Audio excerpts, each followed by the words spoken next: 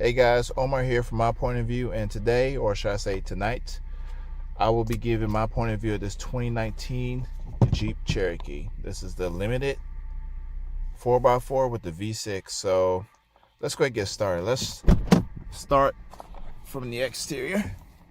When this thing debuted 2014, I was one of those people. I said, man, this thing is hideous. But for the year 2019, 2018 auto show, I'm not for sure which auto show it was, this thing got a refresh. So this is my opinion, the best looking compact SUV on the market currently. I love the stance of the vehicle. At every angle just fits the vehicle as it should. So the facelift of this 2019 model, I like how Jeep FCA whatever extended the headlights. At first it was very small and thin and pointy. It didn't look right. The grill is pretty much the same. Overall, I just believe it's just a handsome design. This is the limited model, and I like the alloy wheels, which it has right now. The changes in the back are pretty settled. It's nothing too broad like how cars are today, trying to be as flashy as possible, too many curves and outlines and stuff like this. It's just a good, nice little oval shape, and I just think this is a very handsome looking compact SUV. It's suited for both sexes as well. So that's pretty much the outside. Let's go ahead and just dive onto the inside. As you guys know, I am 6'9". I do not have my seat cushion. I'm doing my usual late night review on this car. I love the door panel, it's very simple. I love the door handle as well. It's like has a nice feel to it, has a nice design on it as well. Just pretty much the basic window switches down here. But nonetheless, as I'm just entering the vehicle, these seats, my goodness, they are so comfortable. Forgive me for this little trash over seats, but these seats are very comfortable. You have enough side support on these seats, good headrest as well. I have plenty of leg room if I put my feet behind the brake pedal, which I don't recommend you doing while you're driving. Let's just say I am stationary at a stop sign or a traffic light. You just throw it in park and just want to stretch out your legs just a little bit. I have pretty good leg room, and that's not normal for me to say in most of these compact SUVs, but in this one it's pretty good. And just going over the rest of the interior, everything is just very simple, laid out, nothing too fancy, nothing too over the top. I just love the grip of the steering wheel. I'll get to that in a minute, but just everything, the gauges, all the buttons, they're just easy to access and easy to use and easy to read. Like I said, once again, I have to limit it. You have your little garage door opener up here. You have an easy to access USB. You have the first one, labels it at 1, and you have an auxiliary port. And you have another one, a second one right here. Let me just go ahead and say right now, the second one charges up your phone faster than the first one. When I charged up my phone on the first one, it didn't have the option of Apple CarPlay, Android Auto, and I have a Android phone. But I was just mentioning it didn't have the option on that one. But on the second one, it did, and it charged up my phone noticeably faster. So I'm just throwing that out there. The armrest is also very comfortable. Just everything is just in the right place where it should be. So let's just go ahead and start real quick. And let me turn off the flashlight. All right, so we're kind of now back in the dark little cabin. I have the dome light on. So I'm looking on the roof up here. Now, I know I turned off my my flashlight, so forgive me, it's very dark. But I noticed there's no little main lamp right here. So I'm just looking around and I have one little light. It's bright. Does illuminate a lot of stuff, as you can see. Let's get in the back, shall we? All right. Now, obviously, compact SUVs, there's not one single compact SUV I can sit behind myself in my driver position. Let me unlock the doors real quick. There's not one compact SUV, like I said, that I can sit behind myself, so I'm not even gonna bother. But let's try the passenger seat real quick. Forgive me for my Taco Bell mess right here. But getting in, it's also comfortable back here as well. Now, I don't have the passenger seat all the way up. But I am comfortable back here. I do have some headroom. Actually, plenty if I sit up properly straight. So I could take this on a long distance trip to sit in the back seat with no problem. Now let's see how that affairs me getting out. Let me go ahead and put the seat up forward just a tad bit. Now getting out the door, I wouldn't dare say it's like a 90-degree angle, but it does come pretty far out. As you can see, let me get out the car and let you see it at a better angle. Pretty wide opening for a door. Let's dive into it more. You have a power operated tailgate. Very nicely clean in here.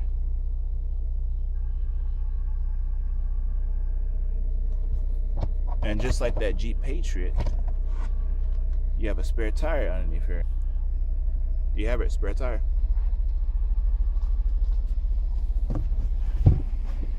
To close the trunk, it's the button just right here.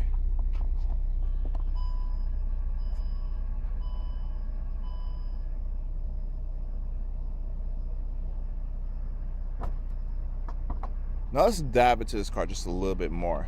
Now, unlike the Jeep Patriot like I reviewed last time, at my driver position, I'm great. I can pretty much see out of everything. I know this rearview mirror is kind of in my way. That's just the life of being tall. But it's not actually obstructing my view, so it's pretty good. This thing does also have some good safety features, but I don't want to spend this video, sadly, on all the safety features. You have reverse camera, kind of standard on most cars these days. Even so, when you back up, you have a little sensor in the back. And it'll automatically brake for you if it believes that you're gonna collide to a certain object. Only just in reverse. I'm pretty sure there's a way you can turn that system off, but I'm not gonna demonstrate that right now. So, like I stated earlier, this is a 3.2 liter V6. Let's go ahead and pop the hood and take a look at it real quick. Just be safe. It does have an automatic handbrake. Open up the hood. It's like first continent, second, third, fourth, fifth, sixth. I believe it's underneath the sixth. Nope, it's between the fourth and fifth. Right here. So leverage you pull. You probably can't see right now. Just pull it and lift it up. Very light hood. Hydraulics. 3.2 liter V6, 271 brake horsepower, and 239 foot-pound of torque. Forgive me if I'm wrong, but that's the engine right here. So this is the 4x4. I'm not for sure if you can get about this engine in the 4x2, so it would just be like front-wheel drive. But nonetheless, this is the engine, and my goodness, this is this thing sounds, I think it sounds better than the Chrysler 300 and the Dodge Charger, like that other Pentastar V6. That's a 3.6, this is 3.2. But man, this has a glorious voice. It'll be my pleasure just to demonstrate it for you guys. So let's go ahead and take it for a short little drive. So for the demonstration of the engine, it's best to go ahead and put it into sport mode. And on the display, it will change and show up. So I'll put it into snow. It'll let you know it's just going into snow mode. Look at the graphics of the Jeep, like you're going through snow. Now put it into sport. It just shows the Jeep Cherokee just standing there. And put it to sand and mud. It shows a little dirt on the Jeep, and that's pretty much it. And put it back on auto. There it goes. It's pretty much the same as sport. Let me see if the wheels are spinning in sport. Looks like it. All right, so let's take it for a little short drive. Got in and drive, and I would recommend you keep it in drive for sport mode, because once you put it into manual mode and you shift it yourself, it feels like you're actually shifting the car as it is a manual transmission. So I'm gonna give it some throttle. Let you hear the voice.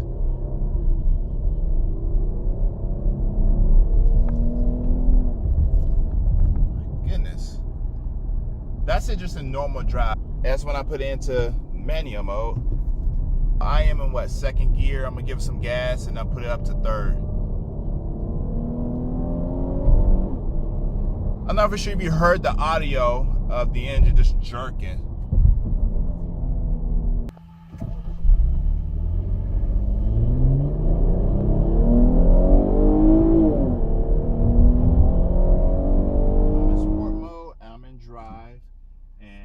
just going to ease on the gas pedal because I'm not for sure how this camera is going to stay put on this headrest.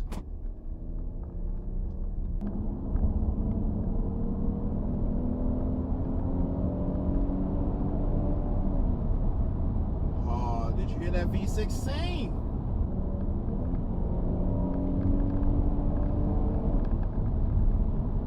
Not for sure if you saw the front of the car just lift up just a little bit, but I put it into manual mode and I shift from third to fourth gear, and the car just kind of just jumps up. It's a huge hesitation. Well, not a hesitation, it's just a ferociousness of the gear change. That's only when you're upshifting the car as well. Downshifts are pretty smooth.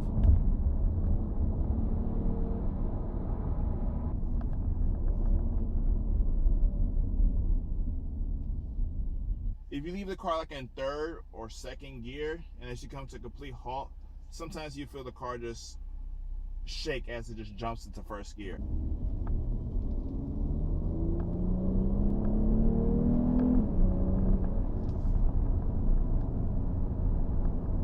It's not unattractive the way it changes gears. Kind of like it just a little bit, but it does jump up just a tad bit. Like when you change gears, you just banging it in, they just drop the clutch as well. That's how it feels.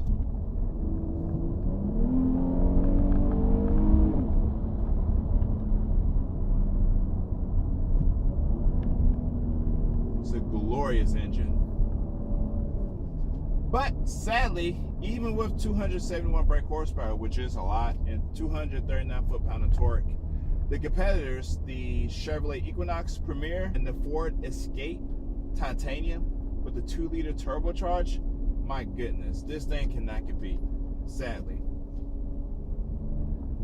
In normal automatic mode, there's no ferociousness in the gear change whatsoever. But another thing I've noticed as well is if you make like try to bust a U, or just even just turning left or right hard, full lock, you hear this car make this uncomfortable, not uncomfortable, this unpleasing sound. Listen.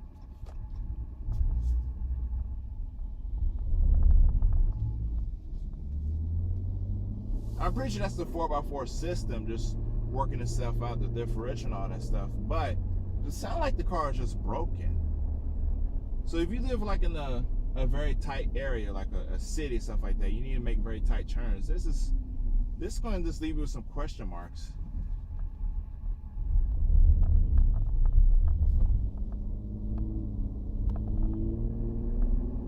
The turning radius is decent in this class.